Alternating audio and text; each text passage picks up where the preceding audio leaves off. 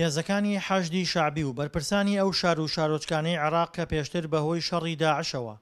دانیشتوانەکانیان ئاوارەی هەرێمی کوردستان بوون لە ئێستادا فشار دەخەنە سەر ئاوارەکان بۆ گەڕانەوە و بەجێهێشتنی هەرێم هەڕەشەی دەست بەسەراگرتنی ماڵەکانیان لێ دەکەن گەر هەرێمی کوردستان جێنەهێڵن و نەگەڕێنەوە بۆ ناوچەکانیان. کەمپی ئاوارەکانی قۆرەت و لەبەر ئەوەی زۆربەی دانیشتوانەکانی خەڵکی دیالەیە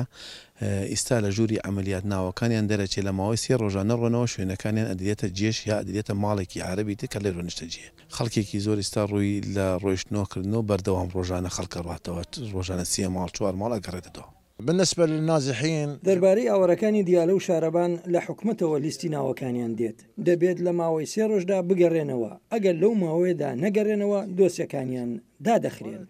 بەشێکی زۆر لە ئاوارە سوننەکان لە ترسی حەشدی شعبی ئاوارە بوون بەڵام زۆربەی ئەو کامپانیای کە تێیدا بوون لە کەرکووک و خانەقین کە پێشتر لە ژێر کۆنتڕۆڵی هێزی پێشمەرگەدا بوون لە ئێستادا کەوتونەتە ژێر کۆنتڕۆڵی هێزەکانی حەشدی شعبی و بەپێی زانیاریەکانی دەنگی ئەمریکاش خەڵکێکی زۆریان لەلایەن ئەو هێزەوە لە نێو کامپەکاندا لێ دەستگیر کراوە ئەو ئاوارەنەش کە لە ناو کامپەکانی هەرێمی کوردستانن ناوێرن لە ترسی حەشدی شعبی بە ئاشکرا قسە بۆ کەناڵەکانی ڕاگەیاندن بکەن و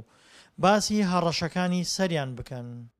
هاي يعني مدة 10 أيام ماوەی دە ڕۆژێک نووسراوێکت پێدەدەن مافی گەڕانەوەت هەیە ئەگەر نەڕۆیتەوە ئەو مافەت نامێنێت بچیتەوە ناو دیالە. بس عندي هاي مال معاملة مال من مامەڵەی قەرەبووکردنەوەی ماڵەکەم هەیە کە دەچیتە ئەوێ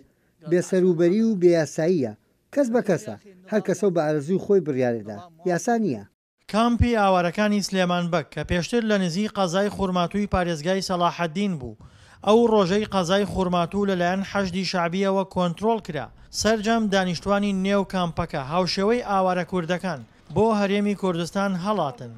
باس لەوەش دەکەن ناگەڕێنەوە تا دۆخەکە هێور نەبێتەوە. وازمان نێبێنە ڕەحمەتت لێبێ بۆ کوێ بڕۆین لە شوێنی خۆمان ڕامان کردووە ئێستاش بۆ کوێ بگەڕینەوە. زۆربەی ئەو ئاوارانەی کە لە هەرێمی کوردستان و ئێستا هەوڵی گێڕانەوەیان لە ژێر فشاردا بۆ ناوچەکانی عێراق دەدرێت پێشتر بەهۆی شەڕەوە دووچاری زیانی گیانی و ماڵی بوون. دڵشاد ئەنوەر دەنگی ئەمریکا پارێزگای کەرکووک.